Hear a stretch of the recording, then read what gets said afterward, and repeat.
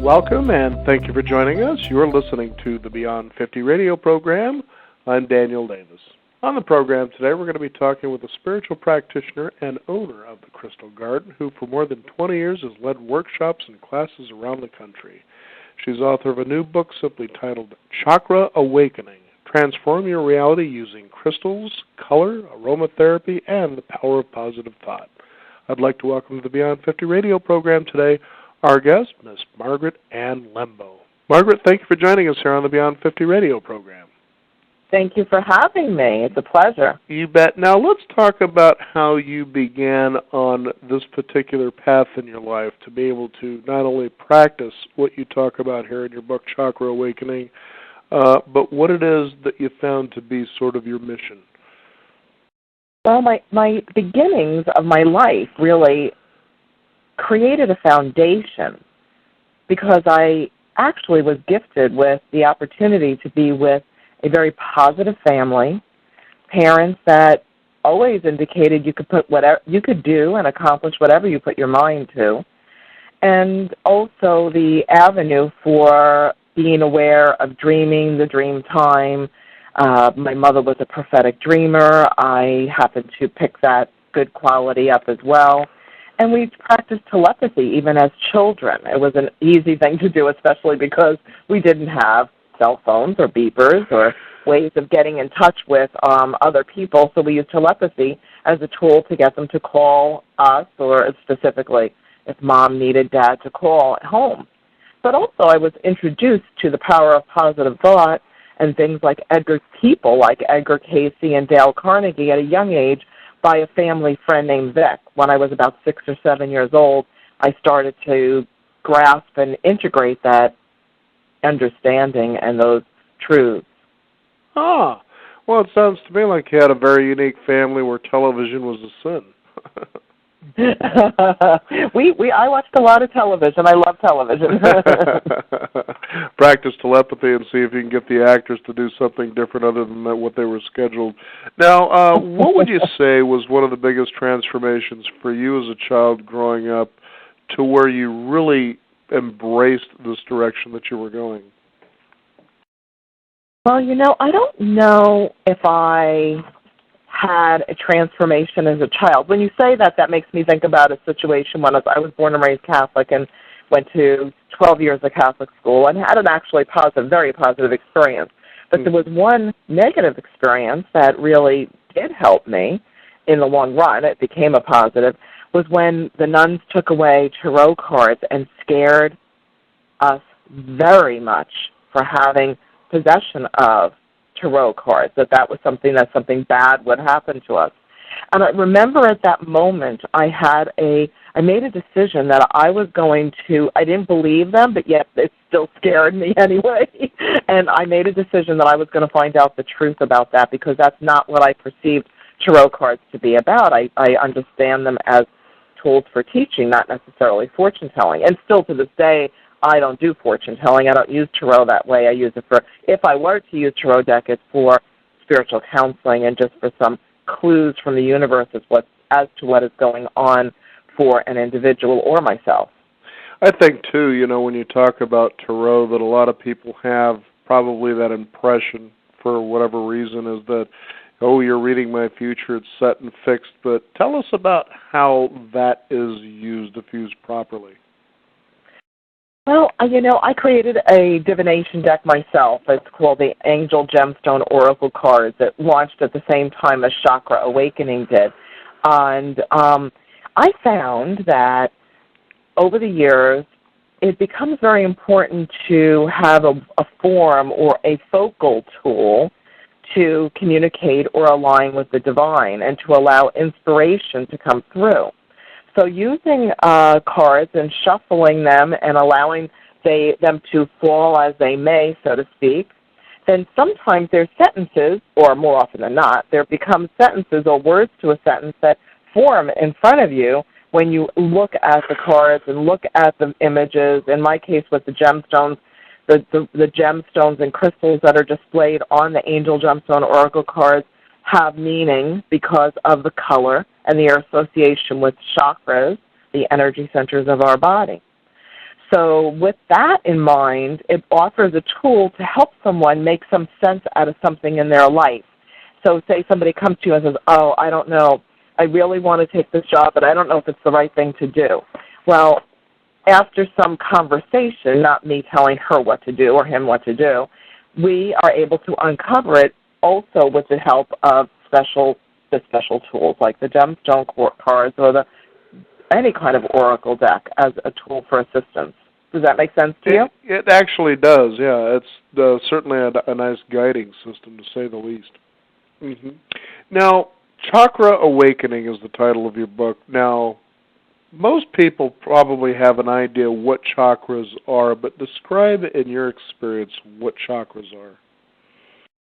Chakras are literally the spinning wheels of energy or the spinning vibration of our energy field. In our particular physicality, our manifestation here as human beings on the planet, we typically work with the main 7 chakras, although there are many more energy centers. And these energy centers contain and store our belief systems, domesticated integration from our parents and elders during ages 0 through 10, mostly during those ages, and also throughout our lives because our belief systems shift and change. So they hold our energy of our auric field, the aura energy body, the mental, physical, emotional, and spiritual part of our consciousness, which is exactly who we are. Mm-hmm. Now, there are 7 chakras, is that what I understand?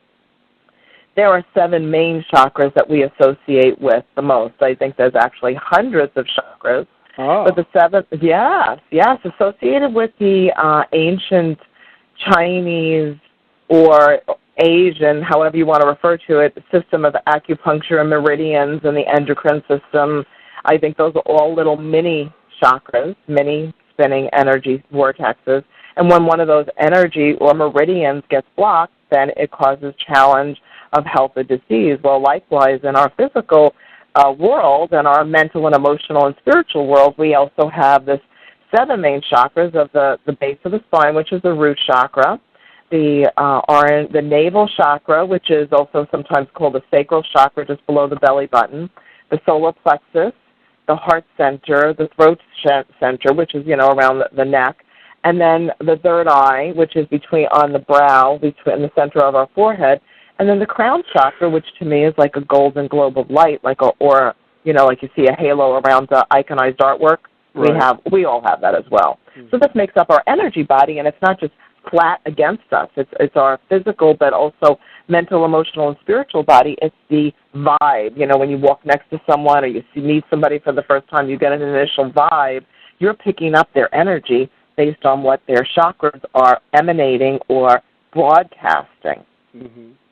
So it kind of makes sense when you kind of feel that, somebody just isn't really rubbing you the right way, or there are those that you just feel really delighted to be around based on what kind of energy they're sending out to you?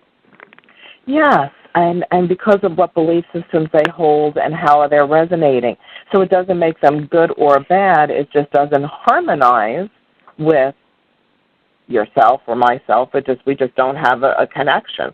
Just like certain notes don't sound good together, well, even the energy of our chakras vibrate at a rate that sends out a sound on some level. Interesting. Now, if you could you briefly describe which each chakra is responsible for as far as the alignment of the body and the spirit? I would love to, yes. Yes, the base of the spine, the root chakra, the energy and the color is red, and the intention or what it stores and holds for us is our basic core belief systems, basic survival needs like shelter and water, our physical vitality, the ability to have passion for life and passion for living, and the get up and go to get things done. So when we move up to the navel chakra, the orange vibration at the navel, or sacral, some people call it, this vibration is about creativity and the ability to create or give birth to things in the world. while there is also an affiliation with creative inspiration at the upper chakras, which I'll talk about in a moment. This lower level chakra, or located in the lower portion of our energy body, is more about being able to take creatively inspired ideas and actually giving birth to them and manifesting them here on the planet. So again, this is about being motivated, taking action, and moving forward in life. There's also a level of gut intuition that comes at this level as well. As we move up to the yellow at the solar plexus, this is the place of joy, of self-confidence, the place where we hold our self-esteem and our ability to have the courage to be all that we can be, to be and remember our magnificence and show it and shine it in the world, in our lives. And that does take courage. Then as we move up to the heart center, this is the bridge between the lower three chakras, the root, the navel, and the solar plexus. And the heart center is like a fulcrum point, or the turning point between the lower three and the upper three chakras. The lower three being the manifestation of how we work here on planet Earth, being humans, and the upper three chakras, the throat, the third eye, and the crown, being the chakras that associate us with the higher realms of consciousness, the spiritual aspect of ourselves, the part of us that remembers that we're a spiritual being having a human experience. And then the heart chakra is most importantly about love, the place of love, that we are love. And when we remember that we're love and we act in a place of love and compassion and kindness and acceptance of others' perspectives and views, then we can have personal peace and therefore vibrate peace for others. As we continue, and that's color vibration is green and pink. As we move up the energy body and the physical body, we get to the throat center. And I like to look at this almost like you're wearing a turquoise turtleneck or a pastel turtleneck, vibing out fluffy energy of pastel blue. This vibration is about good communication. Communication is two ways. It's sending and receiving. It's speaking and truly hearing and listening what another individual has to say. But it also has to do with our ability to align and communicate with the divine, being our own mystic, allowing inspired thoughts and interesting connections of cosmic coincidence to manifest in our lives so that we're always at the right place at the right time and always being with the right people. And so we get our inspiration starts here, and this is the beginning of the energy body that moves up to the third eye, the blue, vibration, indigo, purple, the third eye center, the throat, and the crown all have to do with our intuitive aspects, the ability to hear, to see, to know, to feel, to taste, to smell on an intuitive level. I call them the six clairs. The six clairs are clairvoyance, clairaudience, claircognizance, clairsentience, clairolfaction, and clairgustation. And simply, it's all our senses, but from more of a, I don't understand why I know, see, or feel something, but this becomes an intuitive truth, and then we integrate that. And the crown chakra is similar as well. And like I said, it's that halo or golden globe of light that surrounds our whole head. So that was my speedy version, and I feel like I rambled. No, not at all. It's just interesting that you piece together what each one does and the responsibilities of being able to not only maintain but to increase the energy field of each one, and that is possible. Is that true? It is. It is. We do it with intention, and that's how I work with this in Chakra Awakening, is to help people to have simple, integrative tools to integrate spirituality and improve their lives in a positive way using color and crystals and aromatherapy. And this is through intention. So it's not just like, oh, I hold a rock and voila, abracadabra, everything's okay. No, it's about holding that as a reminder. I liken it to, like, when some people sometimes put a rubber band on their wrist, and that's going to remind them to do something every time they see it or feel it or touch it. Well, same way with a rock. Put a rock in your pocket, and then you place a good thought in your heart and your intention. Mm-hmm. Now, it's interesting, when you work with people this day and age, what do you think are some common reasons we sort of get off track or misaligned, if you will? Yes, there are a couple of reasons. The first one that comes to mind is belief systems, programs, I like to call them programs, that were installed early in childhood, usually from the moment that we're born to about 10 years old, but sometimes it goes beyond that as well. But from 0 to 10 years old, there are programs and belief systems installed in our consciousness by, let's say, society. It's not just our parents, it's society, but also our parents and whoever we're growing up around. So that could be school teachers, authority figures. And often that may have been true at that moment, or that was true for those people who were teaching you certain things at that moment. But now as an adult, we know better, we think differently, but somehow these programs are still running underneath, sort of like we have when you have a program that's slowing down your computer system and you need to uninstall or reinstall or, get a new program or get an upgrade. Well, we need to upgrade our belief systems to this moment in time because we're not 5 years old anymore. We're not 10 years old anymore. And so that's one. And the other has to do with self-confidence. A lot of the challenges that arise, which I still think stems from our belief systems that were installed from 0 to 10 years old, our self-confidence is rampant. Almost everybody has some aspect of themselves where they're challenged with self-esteem. Mm-hmm. It's fascinating to think that in a world where people tend to believe as they come into it, that who I am is a manifestation of who I am inside, but you realize that the first several years of your life, you're more of a result of what has been put into you from the outside world, and it seems like you spend a tremendous amount of your life either going along with it or trying to figure out ways to change that because something just isn't working. You kind of wonder what would be the best way to be able to raise a child, you would think, where they would have that inside knowing and personal growth. Wow, that would be a good thing to think about, and I think that it would, I probably could come up with some good ideas, but I don't know. That is really, I think it's also allowing, one of the things that I had in my life that I feel like has helped me along my path is positive, reinforcement constantly, and that was just natural and normal in our household. That doesn't mean that we weren't held accountable and that we weren't taught and disciplined. No doubt, absolutely. But also in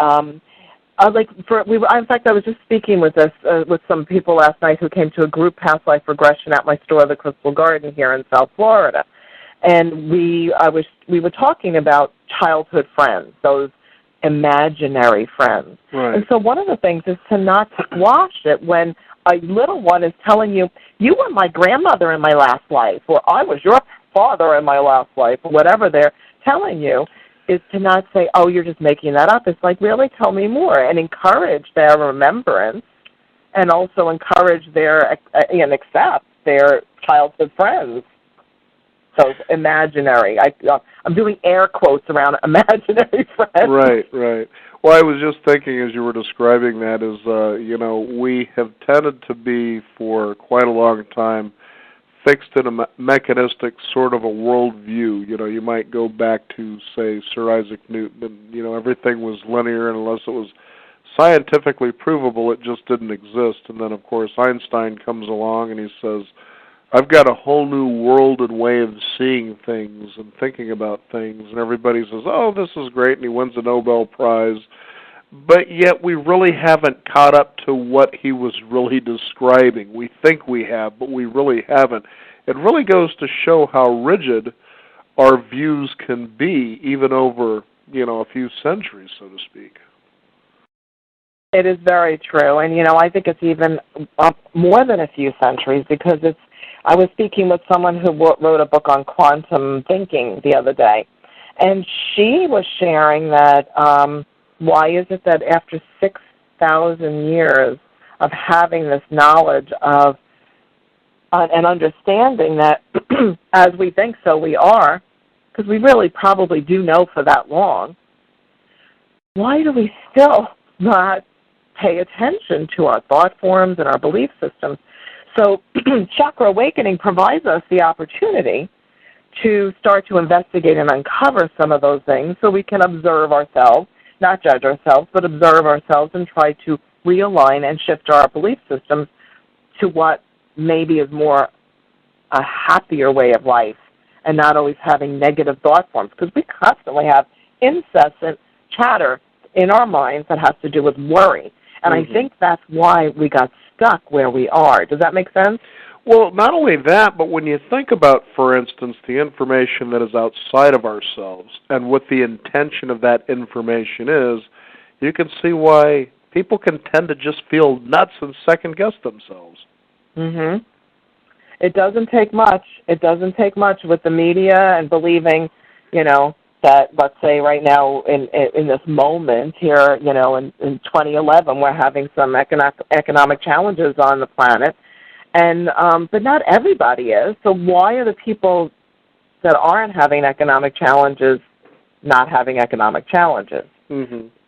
I believe that most of the people that are still aligned with having successful business believe there's no reason to not continue to have a healthy, integrous, successful business if you're supplying a good service and you have good products or offerings. There's no reason that people won't still need them and want them, and people can still continue to be successful. So we've bought into, and it's a very big buying into. I know this sounds kind of way out there, perhaps, but in some ways we've bought into that the economy is terrible. It's appearing to be terrible, but there's plenty of people that aren't suffering. I couldn't agree with you more. When all of this started to unfold, it was amazing how all of a sudden, as the Bush administration was going out, oh, by the way, all of a sudden we've got trouble and I'm on my way out, but we're going to go ahead and stick it to you, okay? and I found that funny, that people go, oh, my God, and I think sometimes they create these situations, that pretty much pit, for instance, in America, they pit the people in America against themselves. There's always somebody to blame, okay? Well, sure, the government came in and they decided, there's these bailouts that we need for these businesses. So first we're upset with the government, but then it quickly shifts, well, now it's Main Street and Wall Street. Forget about the government. We were just trying to solve the problem. Even though, we were part of the problem just like everybody else was, if you want to put it to you in that perspective. But then there's that finger pointing and blaming, and it's like, well, we're spending a lot of energy trying to say, well, it's your fault, and getting upset because these guys are out there getting these big bonuses after screwing up. And if I was to screw up, then I would end up losing my job, so to speak, But it's like, but don't you see the real, I guess, opportunity to say, why don't you pay attention to what's going on inside of you, what you're thinking and what you're feeling about all of this, and change that, and you'll probably change your reality and realize this is all a lot of nonsense to begin with. I have to agree with you on that. I expanded my business during the recession. I thought, okay, it's time to just, I'm not going to buy into this and I'm going to prove it. And I increased my product line for my wholesale division of the Crystal Garden, and now I have, I've always had, thank God, good credit, and I intend to continue that. I used what credit I did have available and expanded my business, and I just moved forward and stayed focused on what the good I wanted to share in the world and didn't buy into that, didn't suck myself in, and now we can hardly keep up. Our orders aren't even going out for 5 to 10 business days after the order is placed because we, thank goodness, have so much business. And this isn't to brag, this is as an example.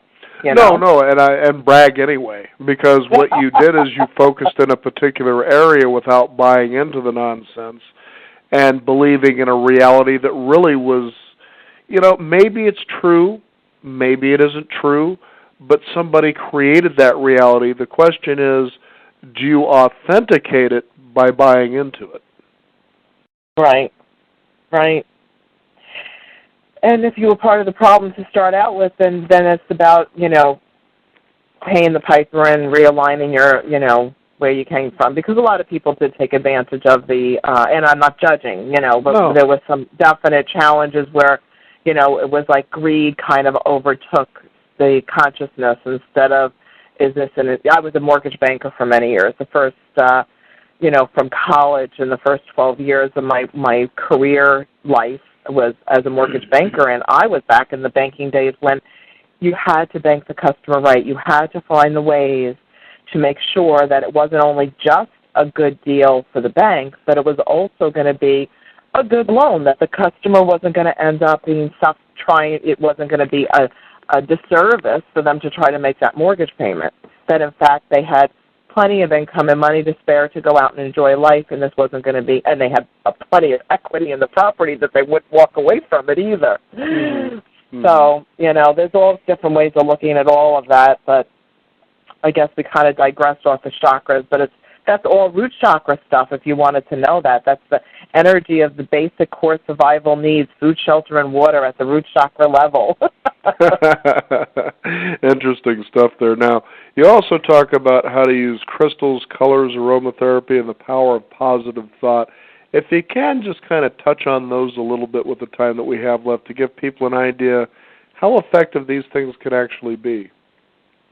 Yes, I would love to. Actually, they're very powerful. I do these little blog posts on my website, margaretannlembo.com, and I often will even do them on my Facebook page. I love Facebook. And they're gem spot affirmations. And throughout Chakra Awakening, the book, and also a new book that's coming out soon, and the Angel Gemstone Oracle cards, on the back of each Gemstone Oracle card is this affirmation. So you take a gemstone, you decide, okay, I need to have higher self-confidence. Carry a citrine. I'm going to just give an example. Carry a citrine in your pocket, or wear topaz, yellow topaz, or citrine jewelry, or yellow clothing, and lemon-scented perfume or cologne that has more of a citrusy, lemony scent. Every time you smell a scent, notice your clothing, look at that gemstone, touch that rock in your pocket, you can reaffirm, I am self-confident, I have plenty to share in the world, and I am so grateful for the opportunities always offered to me. I am so fortunate. I have gratitude. There's a long line of affirmations. I could go on and on with that. Mm-hmm. But then by doing that and constantly affirming that and replacing the negative thoughts with the positive thoughts, even if at first it feels fake, even for a little while, you notice your life begins to transform. Mm-hmm. And this happened to me even making my blog posts.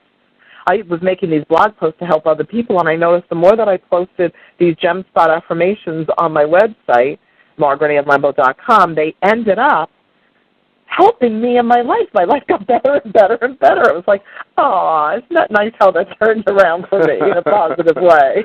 Well, think about it, though, Margaret. What had happened was you took energy that was already doing something, and you just had it do something else. Yes. Now, when you think about that, and this is for our listeners out there, you might consider this a form of quantum thinking, I guess, is that you're already thinking in a particular direction. But think about that thought, for instance, and what is it making you feel like? And if you just simply shift or observe that thought and see if you can move it to something different, just shift that thought like you were talking about with affirmations. All you're doing is simply shifting your thinking and the energy of that thought. You would see how your life would transform, because now you begin to experience and see things in a different way. Absolutely. You explained it beautifully. Well, you started it. Okay, I'll take credit too. Now, these crystals, what is a good way for a person to choose a crystal? Where are the best places, I guess, to go? Because crystals are about energy, and of course they incorporate color as well. Yes, you can go to your local gift store that is more metaphysically oriented, like a New Age bookstore, or even a good old-fashioned rock shop. If you have a rock shop in your neighborhood, they can also sometimes find it online, but I really like to encourage people to buy local. So if they wanted to Google locations, I'd say like New Age store or metaphysical rock store or crystals and in the name of of the town that you live in.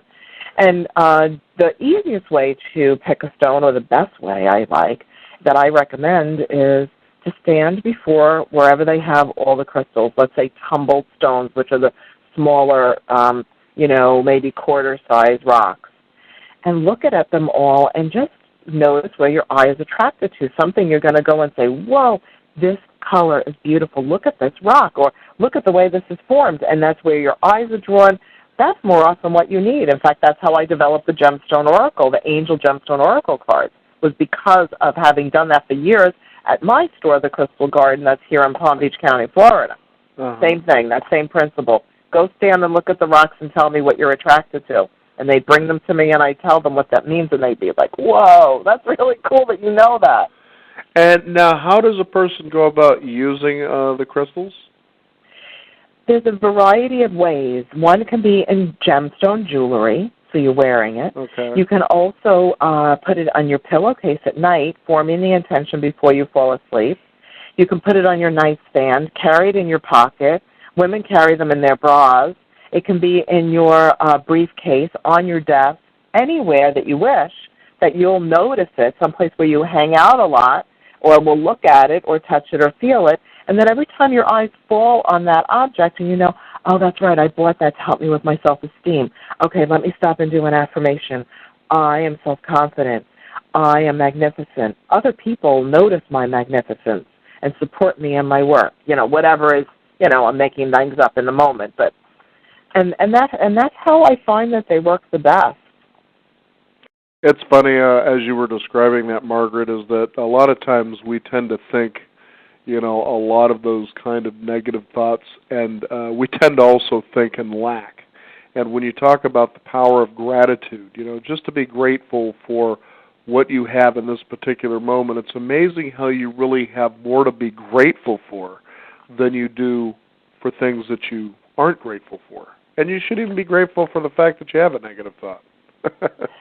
Because that helps you transform something, too. And it's interesting you should bring that up about gratitude. So I'd like to invite people who are listening to sign up for my emails by going to margaretannlembo.com, because very soon, in November, coming up, I'm in part of a gratitude project. That's the most I can say, because we haven't launched it quite yet. We're getting close. Okay.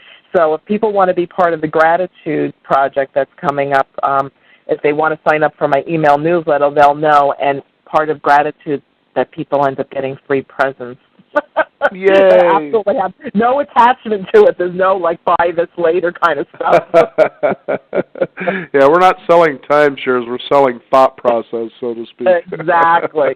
Now, you talk in your book about angels and gemstones and how they work together. We seem to be moving into an age, or it's actually been occurring for a while, and it's not like it's never been there. There was a time that, the beliefs and the thoughts of angels existed, and then all of a sudden it sort of changed in the mainstream consciousness to be, for lack of a better phrase, sort of nonsense and fluff, maybe because science got in the way, and how do you prove that? But now we seem to be vibrating back into that again. People are actually looking to say, no, this is real, and moving in directions that, spiritually speaking, you would think, well, geez, you're coming from a more fixed belief system into one that seems to be more in possibilities. What's going on here, do you think? Well, I think it's because we have an opportunity right now, and have for about, I guess it's probably been at least 20 years, because the angelic realm has always been part of our lives. So, 20 years sounds like silly to say, because it's always been part of our lives. But there's an opening of consciousness, an awakening of awareness that's, actually happened back in about 87 when the first harmonic convergence started, and then when the first 11/11 awakening of consciousness in late 91 and early 92 happened, and now we have the next level, which is the 11/11/11 coming up, which has to do with the vibration and of awakening and awareness, and then the dun-da-da-da, here comes 2012, Right. So now what's happening is we're moving on another level where we are able to connect with the veil, what's on the other side of the veil being what separates us from this perceived reality and what's the unseen world, which has to do with our loved ones, spirit guides, angelic helpers. And angels are real, and everything reacts and acts from thought forms. Mm-hmm. And in fact, I use the word thought forms all together, one word, the word thought form, because thoughts form and create reality. Mm-hmm. And that includes our communication telepathically, the mind-to-mind, heart-to-heart communication with unseen forces, nature, and even the telepathic communication with interspecies, with angels. Well, that's sort of interspecies, but I meant to say animals and all creatures of life, including plants. Everything communicates with each other. Everything. Mm-hmm. Yeah, I couldn't agree with you more. I mean, everything is energy. It just manifests in different forms. Yes. Mm-hmm. You know, it's interesting when you talked about it was 1987, I believe you were saying that, that was the first harmonic convergence. And I remember as I began doing radio back in 1999, that seemed to be an interesting time to begin to follow my dream, if you will. And that is because we were approaching the year 2000 and this Y2K, nonsense is what I began to realize that it was. But I remember in the beginning of that year, maybe it was the year before, some friends were talking about it, and I had that sense of alarm, like, oh my goodness, all hell's going to break loose, what's going on here with this? But as I kind of looked into the matter more, I thought, this is ridiculous. Okay, so the computers crash and maybe the grids go down a little bit, that's going to be a fixable thing, but just because computers shut down doesn't mean the sun's going to stop rising, wind's not going to stop blowing, and streams won't stop flowing, right? Mm-hmm. And what was really fascinating about this whole Y2K business, again, I was sort of new to hearing about it early in the year or probably late the year before, but I had the opportunity, sitting in front of me, to interview the gentleman that was more or less not only responsible for discovering the Y2K problem, but was actively involved into being sure that we were prepared in the right way, by taking care of business within the computers. And so he wrote a simple little novel called Nothing to Fear.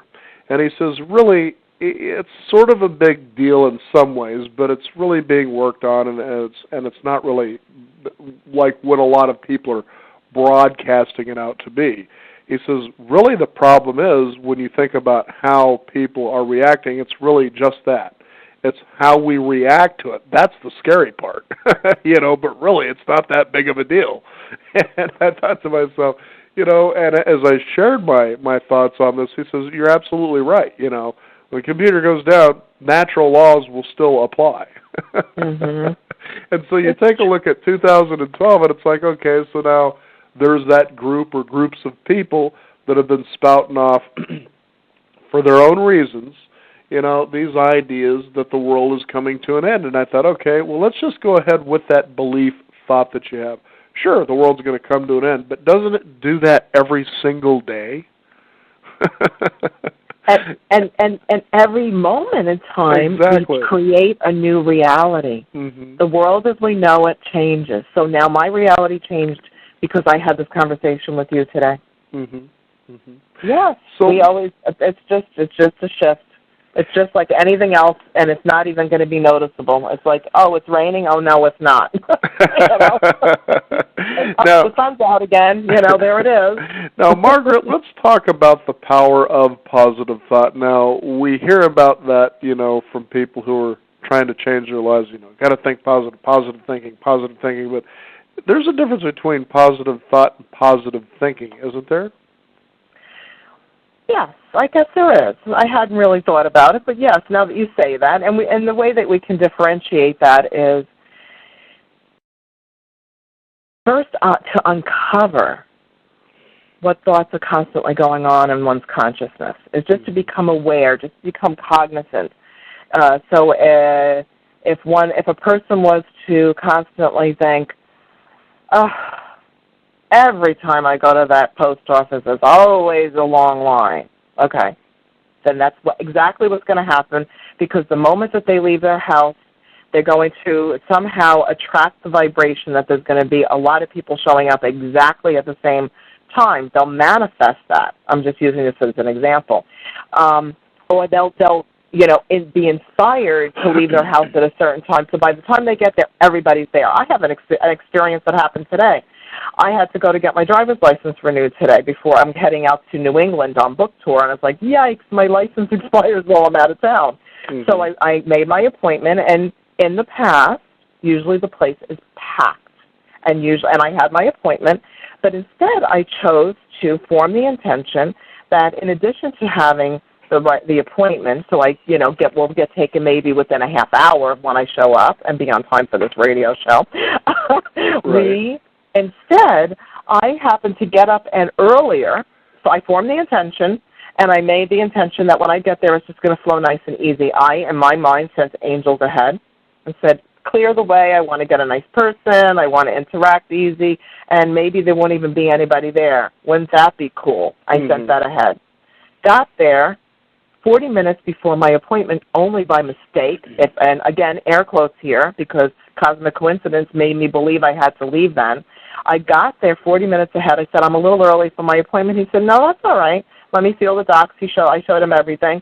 He said, oh, sorry to make you wait so long. Go ahead, that lady will take you right there. And immediately, I was out in 15 minutes.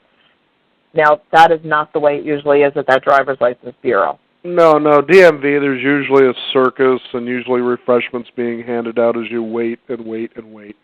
It's really, I was thinking how interesting what you're talking about is, because I know that, and it was funny because I had read this, and I think it could have been like a Jack Canfield book, or I can't remember what it was somewhere, but I thought, this is really interesting. I should do this with the owners of restaurants, because I found as my wife and I would sometimes go out to a restaurant, we'd go into the place and it'd be completely dead. And I'd say, I've got this feeling it's going to get busy. And inevitably it seemed that any restaurant we went into where there was really nobody there, we were like the first to be served, all of a sudden within minutes, everybody in the world just had to be in there to get something to eat. And what he was mentioning in his book, and again, I can't remember which one it was, is that they said, I'll tell you what, if you increase your business in the next 15 to 20 minutes as a result of me being here, you buy our meals. And he says he started eating a lot of free meals because he was attracting customers. But he says it wasn't something that maybe he intended to do, but perhaps, I don't know. But it's interesting how that all really works. It's mass consciousness. It has to do with the vibration of mass consciousness, I think. Mm-hmm. Have you ever been in a let's say, a grocery store or any store, any kind of store, and the minute that you go check out, all of a sudden there's a line. Right. All of a sudden there's a line. But it's and either you're one of the people behind a lot of people, or you're the one that got there before the lines all of a sudden showed up behind you. It's all of a sudden everybody feels the vibe or hears energetically, literally, telepathically, it's time to check out. I'm done shopping now. I want to get out of here now. And so everybody moves towards the checkout. I own a retail store, the Crystal Garden here in South Florida, and people always do that at the same time. They always come up. And you know what? I think that it's interesting because I'll make a joke and tease them. I said, you guys all planned this. You all showed up at the front desk at the same time just to see how fast we can check you out. Good thing you're at a nice store and you're not standing in line at the grocery store. I think it's all fascinating, when you think about how things vibrate, especially collectively. And, when you take a look at over the last, say, 10 years, there have been, a small flock of movies out there that have really been capturing a lot of attention. There was What the Bleep Do We Know, where there's sort of the introducer's guide to how quantum physics and quantum reality is. There was The Secret. But what was really interesting about those movies was how people were talking about them as far as manifesting things. Then you started hearing a lot more about the law of attraction. Now this is a law all of a sudden, and it probably is, but there's the power in the law of intention. And I started getting the feeling from what I was hearing from these people that they were taking away from these movies that all I got to do is sit and think about things and manifest a reality without any effort. And I thought, no, life has always, by natural law, rewarded action. Now, thoughts are very powerful because they move you energetically in a specific direction, and yes.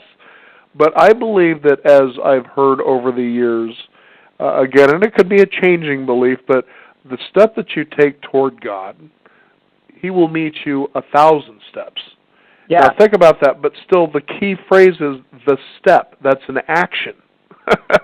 And the action. That's it. That's the key, the action. Absolutely. Right.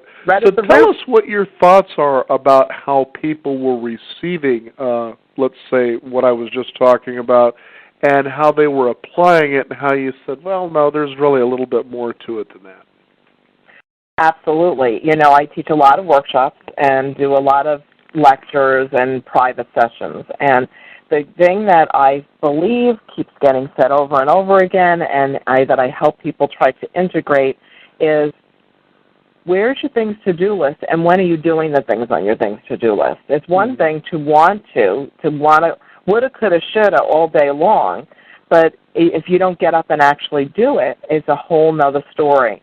So yes, there is definitely a trend where now people are starting to realize, well, it's good and easy to have these thoughts and to sit in one's living room or in one's pool floating around thinking these thoughts, but until the action is taken. So this is how my example I like to use to help people realize that how thought and action have to come together is a very simple act. We every day, hopefully, we're getting up to get a drink of water. At one point or another, we have the thought, I'm thirsty, I need a drink of water. And in our minds, we actually have a vision of some sort, or we go through the thought process of what it's going to take to get up and go get that glass of water. So let's say you're sitting in your living room in your favorite chair, and you just sat down. It's like, oh, man, I forgot to get my glass of water. I'm going to get up now and get it. So you think that thought. You actually also see yourself going, let's say, to the kitchen faucet or your, water machine, whatever you have. You see yourself getting the glass, what glass you're going to use. You actually visualize that. But then, once you've had that complete process, you actually get up and go get it. Otherwise, there's no water in your mouth because you had that good thought of, I'm thirsty and I'm going to get a drink of water. It's sort of the man with the story where he prays to God about winning the lottery because he was broke, and he prayed and he prayed and he prayed, and he never won the lottery. And when he finally passes through the pearly gates, he says, God, I prayed and I prayed for winning the lottery, and you never granted me my prayer. And he says, well, you never bought a lottery ticket. It's true. That's like the guy drowning in the river, too.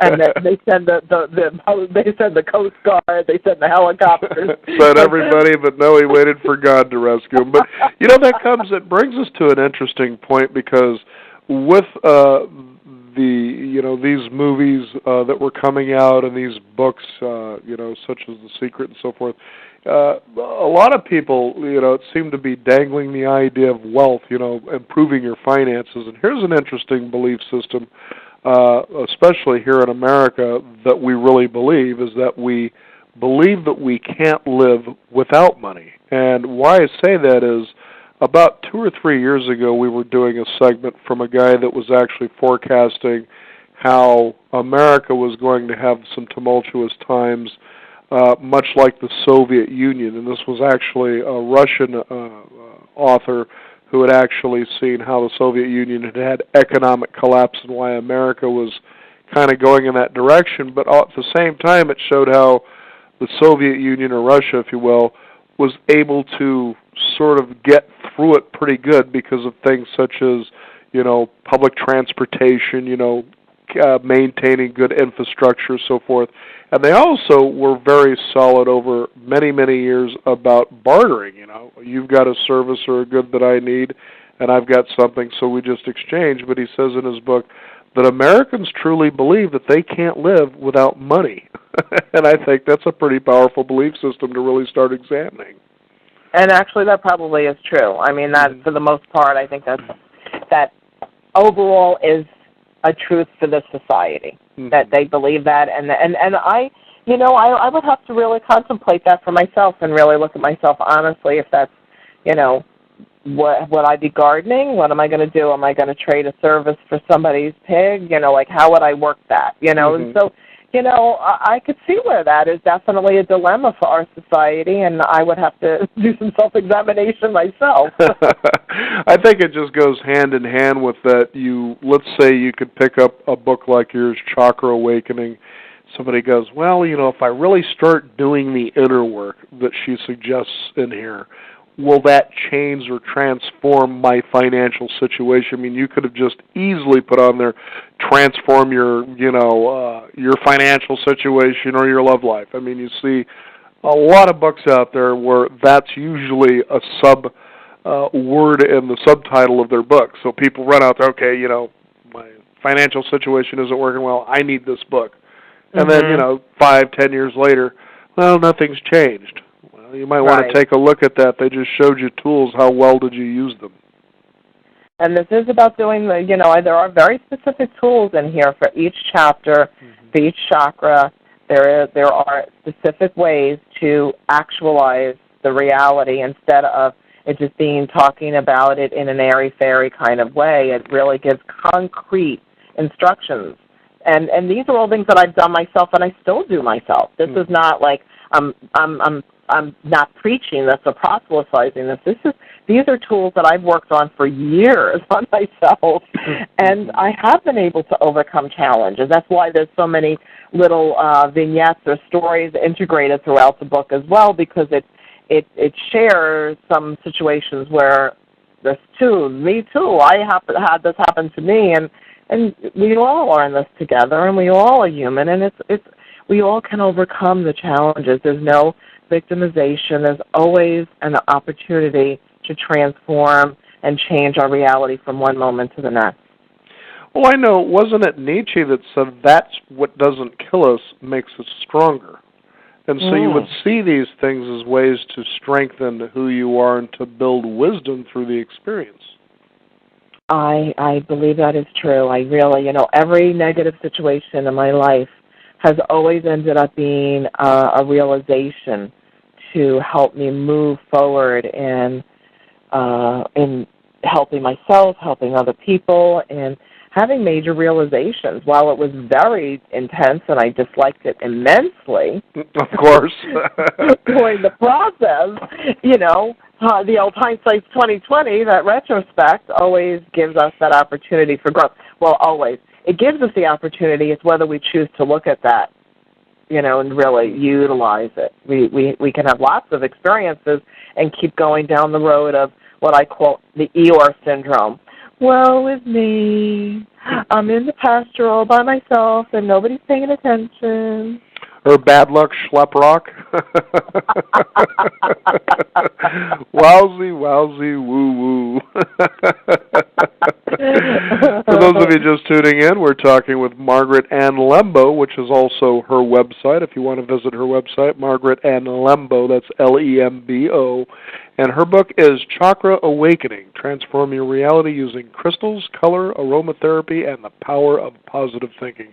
Now, we haven't touched on aromatherapy. Now, let's talk about what that is and its importance in playing a role in how we can really begin to clear ourselves of all that muck and actually move toward having more often positive thoughts about reality and enjoying reality as it is.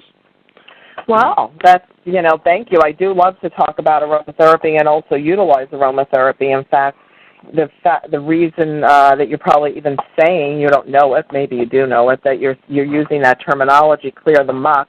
I happen to have my best-selling product because I developed products out of the work that I do so I can share it with others, is Smudge and Spray. It's Smudge in Spray. So smudging, just as a really quick overview, is the ability to use an herb, usually through burning, to clear negativity. And so often when people buy sage bundles, light them up, they smoke up the area with intention, clearing negativity, getting rid of the energetic vibration that is negative, and then hopefully they replace it with love and well-being, something positive.